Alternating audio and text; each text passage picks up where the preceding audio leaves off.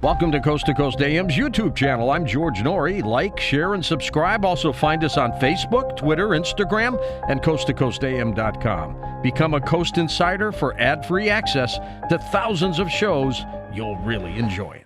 And welcome back to Coast. George Norrie with you. Dr. Steven Greer with us, one of the world's foremost authorities on the subject of UFOs, extraterrestrial intelligence, and incredible technologies in initiating peaceful contact with interstellar civilizations. For more than 30 years, Dr. Greer has provided briefings for senior government officials across the planet, conducted numerous media interviews, of course, and delivered hundreds of lectures. He has written a number of books and produced a number of feature film documentaries. The latest he is working on for a release this spring is called The Lost Century and How to Reclaim It. Dr. Greer, always a pleasure, Stephen. Welcome to the program. Great speaking with you again, George. How have you been? Good. Busy. Very busy. This Lost Century is going to be a home run. They've all been home runs, but this one's special, isn't it? Well, it is. And actually, there's another fun film that just came out that I didn't do called Contact The CE5 Experience, about the CE5 Contact app and how teams can go out, remote view, and make contact. So that's actually just come out in the last couple of weeks. This other one we're working on, I hope it's going to be out by the end of May. It's about 100 years of technologies, including electrogravitics, anti-gravity, zero point, and others that have been confiscated and suppressed that have resulted in the situation the world's in today. So it's going to be a deep dive, pulling the curtain back on an enormous amount of information. It'll be about a 2-hour feature film. So that, when we're crowdfunding, like all of them, it's thelostcenturyfilm.com. But people can contribute. I want to point out, all these documentaries, Unacknowledged has had over 760 million people see it. It was crowdfunded. Wow. Encounters of the Fifth Kind, a similar number, crowdfunded. The Cosmic Hoax has had around 500 million people see it globally. And these were all done by people contributing so we could fund the production. So that's how we've been doing this. As you know, the Disclosure Project in 2001 was all also crowdfunded. Did you ever expect this kind of enormous popularity? Oh, yes, on this. Well, not me, but on the subject, yes, because, even long ago, for most people listening, were born in 1994. I was on Larry King Live, and the producer wrote and said, this was the most watched special Larry King has ever had. I went, what? Because that was the interest in the UFO subject. There's an enormous amount of curiosity and interest. And now we've reached an inflection point, because now the Congress has passed a bill, and I want to talk about this later in the hour, that is of great significance, that we need to walk through that door, big door open. Dr. Greer, what was it 30-some years ago that got you so fascinated with this program, this subject matter as well? You were emergency physician, and you just jumped into this, and the world. And I remember doing a local show, interviewing local UFO people who just said, Dr. Steven Greer is into this. This is going to be huge. What was it that got you into it? Actually, it was Contact, the CE5 Experience, this new film's title. This was way back in 1973, I had a direct contact experience. And it taught me that these civilizations are transdimensional, and that they use technologies that are so far beyond what we have, not just for energy and propulsion, but communication. And I discovered that they have their own technologies. It's like super advanced artificial intelligence that interfaces with the consciousness field and what I call quanta of thought, specific thought. And that when I had this experience, I was 18 years old. I just turned 18, up in the Blue Ridge Mountains. It was the most astonishing experience. And so at that point, I knew we weren't alone, but that we weren't dealing with your granddad's Oldsmobile. We were dealing with an amazing, advanced level of technology and intelligence that is so far beyond what I could have imagined as a kid, or a young man at that age. So that's how I started. Then in 1990, I started the Center for the Study of Extraterrestrial Intelligence, and the main project was doing Contact The CE5 Experience, the name of this film that just came out. And the reason for that is that I realized this whole issue was stuck in a sort of a late 1800s, early 1900s paradigm of a linear space-time. In reality, we're dealing with civilizations that have mastered not only the consciousness field, but traveling across the vastness of space, but not in a straight line through these other dimensions.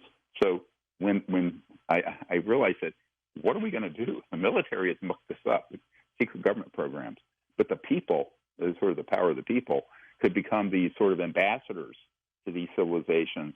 And so I started an experiment. I was working full-time as an emergency and trauma doctor. And in 1992, I had a little group on the beach in Florida near Pensacola, and we did the CE5 Contact protocols. And by the way, the CE5 Contact app is a whole training program for people, for remote viewing, for making contact, and, millions of people are doing it. But we had 4 UFOs pop into the sky. Mm-hmm. One got filmed and photo and was on the front page of the paper the next day. Well, this got on the radar of the intelligence community, and I was immediately contacted by them. And they said, "What do you think you are doing?" I said, "Well, we're making contact. We know these are real. We've known these are real. And why don't, we let humans who are of good nature make contact with these civilizations?" And they were very upset, very furious, actually. So that began my whole pivot over towards what the heck's going on with the government, or the secret government, not the constitutional government. And nobody's done it better, Dr. Greer. I mean, you jumped right into it. Dr. Greer's website for his new documentary, The Lost Century, is thelostcenturyfilm.com, linked up to coastam.com.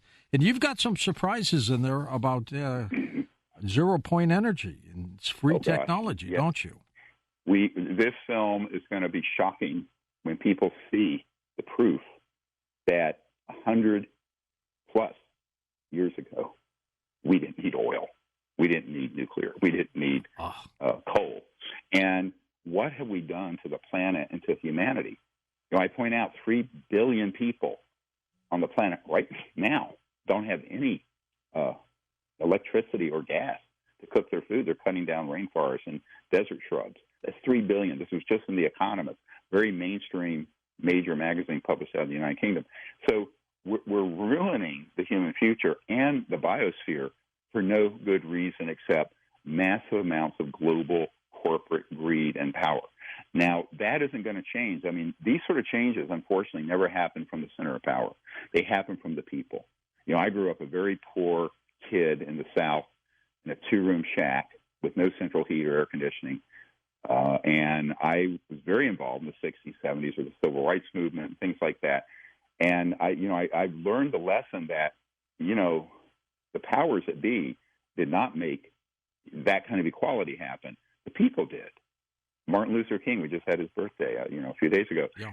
That's how change happens. So I realized on an interstellar level, we need the public to do contact and do the CE5 experience, because that's how we actually transform this early relationship between humans and various other civilizations. Were you surprised with the incredible support of the crowd-funded documentaries you've done? Well, it sort of was. I was very, we were lucky that in the case of Close Encounters of the Fifth Kind, which you can see on Amazon and Tubi, whatnot. That one came out a couple of years ago, right? Yep. And, people like Demi Lovato and Aaron Rodgers, the quarterback, and other people talked about it and put it out on their social media. And the same thing for Unacknowledged. This next one, we hope to have more support, because what we're trying to do, honestly, is not only raise awareness, but also find people with these technologies that are built, or get the funding in place so we can open source it. By open source, I mean release those plans and details without a patent or intellectual property, so everyone in the world could reproduce one of these devices, and we could quickly, what I call a time snap, where we, in 10 to 20 years, make up for 100 years of lost evolution. Do you put some of these on the big screen at all, or are they? What's your venue? We're going to be showing quite a bit. In fact, I was a few months ago out in the desert of Arizona, and there's a device, and it's plugged into nowhere, putting out 5 kilowatts of power for 2 years. Now, unfortunately, the scientist who has it doesn't understand that he shouldn't be keeping it secret. And, of course, everyone who's tried to keep it secret has been killed or taken it to their grave. So we have a very specific set of recommendations for this, where people need to come forward, in my opinion, and in the first phase, let's call it the first level, put it out there so the whole world has it, the scientific community can independently reproduce it and test it, because that's the foundation of science. So if you just say, I have something here, but it's a black box and I can't tell you how it works and you can't reproduce it, no legitimate scientist is going to believe it, and they shouldn't. So I think there's a pathway here that we need to educate the public about. And if no one comes forward with a system, we need to create what I call a new energy physics lab that would do this and literally live stream the entire laboratory. And as soon as there's a breakthrough, it is open source release to everyone watching on the planet. What percent are you, Dr. Greer, close to getting this to the point where you think you're going to get this done? Well, honestly, I've tested and had engineers verify people with these technologies. None of them have been willing to do the strategy, and that's the problem. Because if you're going to try to do this like a Microsoft program or a new iPhone, that's fine for that. But when you're wanting to bring out a technology that is making a run at the foundation of, let's call it industrial fascism, that ain't going to happen. Because actually we're going to show to the public, we take the inventor's name off, a national security order rejection of a patent and seizure because, and it states, because of national security. Well, let me translate national security for you. Money and oil. So that kind of corruption is real. It is not a conspiracy theory. We are going to prove it in this documentary. But it's really a call to action. I mean, what I try to do with these educational films, because they're really for the public, and the public's funding it, and it belongs to them, is get people to understand what's at stake. Dr. Steven, when you write these documentaries that you've produced over the years, and including the new one, The Lost Century, you play a very instrumental role in it, too, in terms of a presence in the documentaries, don't you? Well, I try to provide sort of the backbone content, and then we have other witnesses, military, scientists, what have you. This one, we actually shot I think it was a 7-camera shoot in Santa Monica in October on stage, and then we have multiple other interviews. So it's sort of like an inconvenient truth, but not the fake part of it. And so, in other words, the real information on these technologies and the environment. So that's sort of how we do it. And we're going to do also, and this, I'm announcing this here, probably in early June, another national press conference disclosure event. Beautiful. To feature, we are putting together the largest intelligence archive on this subject that will be unveiled publicly. Right now, we are cooperating with senior people in the U.S. government that are moving whistleblowers in. Now, what is that? The law was just signed just before Christmas that allows for top secret TSSCI people coming forward through a legal mechanism to give testimony. Now, what I'm asking, I did this years ago with Art Bell. We need a whole new wave of people walking through this open door. Right. Because first time in history. A new generation. Well, there are senior people in Washington, I'm there every week, who are asking us to bring to them new generation of people whether they're currently or formally in these covert programs. Now, what does that mean? It means that they can now legally get around, even though they have non-disclosure agreements and clearances, and provide this information. And the people I'm working with are the real deal. They're not a dog and pony show. And they want to get to the truth. And I've been working with them for a while. I think that this bill being signed now opens a door we have to move through quickly. So I'm asking for people to contact me personally at info@SiriusDisclosure.com, SIRIUS disclosure.com. Super. Let's take a few calls here with the time we have left, Dr. Greer. Thomas in La Jolla, California. Hey, Tom, how are you? Very good. Thank you, George and Stephen. Great work that you're doing. Very simple question. You, Stephen, are a physician. Is there anybody, military, transnational corporations, government, that is reverse engineering extraterrestrial biomedicine, biorejuvenation techniques, to regenerate limbs, organs, that type of thing? And I figured, as a physician, you probably know about that. Well, I was actually in a sensitive facility years ago on the Mexican border near El Paso. And there were some scientists who were working on this, but this is all transdimensional electromagnetic fields, and they literally could regrow a limb or a spinal column. And it was very classified. There was a man who went with me who, there's a band called ZZ Top, and the guy, Billy F. Gibbons, somehow knew one of these guys tangentially, and he intercepted me at the airport in Houston and said, "Hey, Doc," I didn't know who he was, but at the time I knew the group. I didn't know him personally. He says, "I've got a seat for you here in first class if you'll let me come to the meeting." I said, "Well, it's not my meeting. I'm a guest of these guys." They said, "Yeah, but they say it's okay if it's okay with you." So we went. So this is not an urban myth. These technologies, I look at this as a doctor. We're using Stone Age level stuff with what we're doing right now. These technologies would be much closer to what the old doc on Star Trek was using, and that's not. That is the reason that's not disclosed is that the physics behind those techniques are very closely related to the energy and propulsion systems. It's all part of a new physics, and that means that over $1,000 trillion worth of assets in utilities and oil and gas and coal that go the way of all of dust.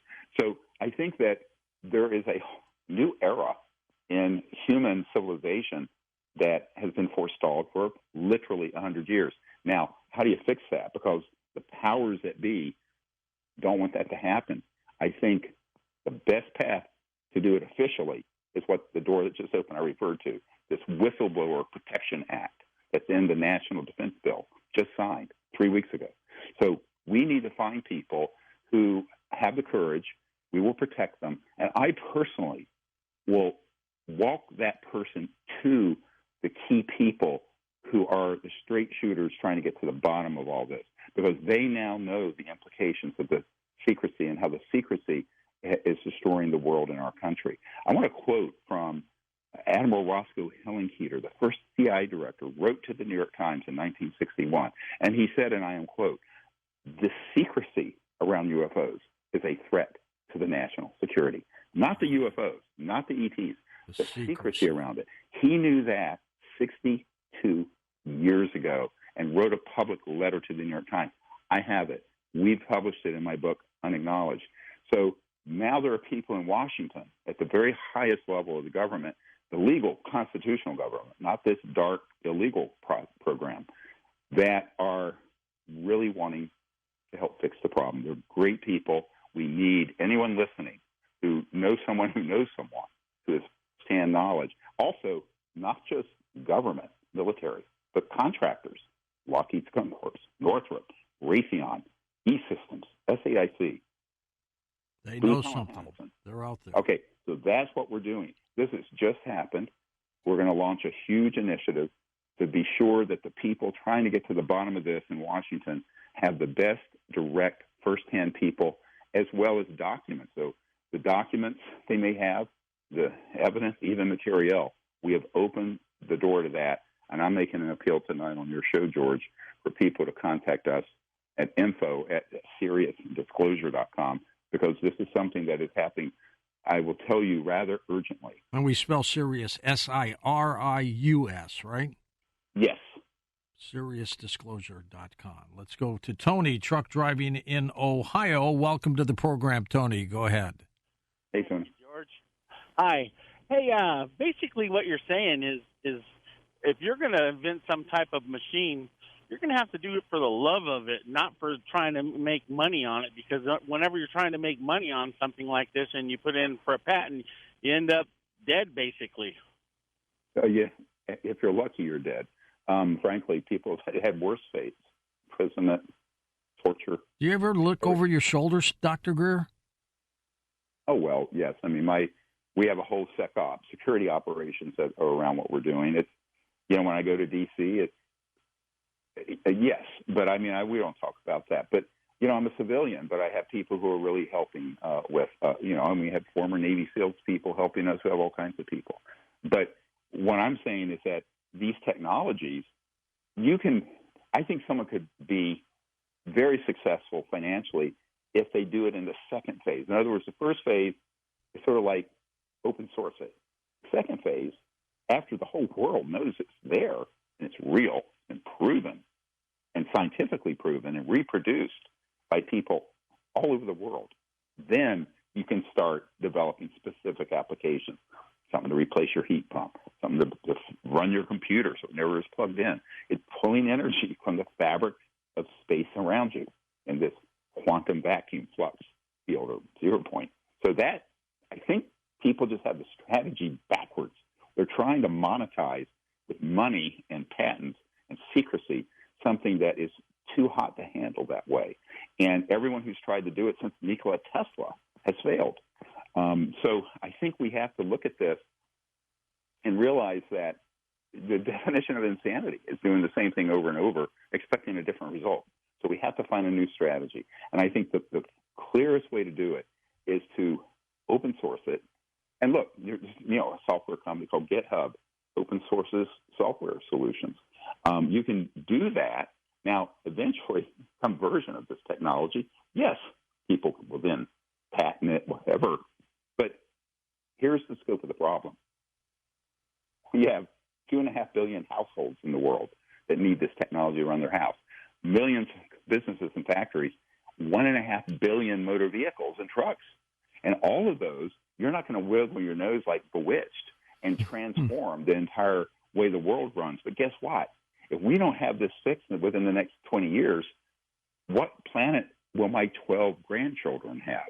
I mean, we just had our 12th grandchild born. Oh, good for you. What kind of situation? So we have to come up with it's like the Marshall Plan that rebuilt Europe after World War II. We need a global sort of Marshall Plan dealing with these technologies, the UFO sciences, and the environment.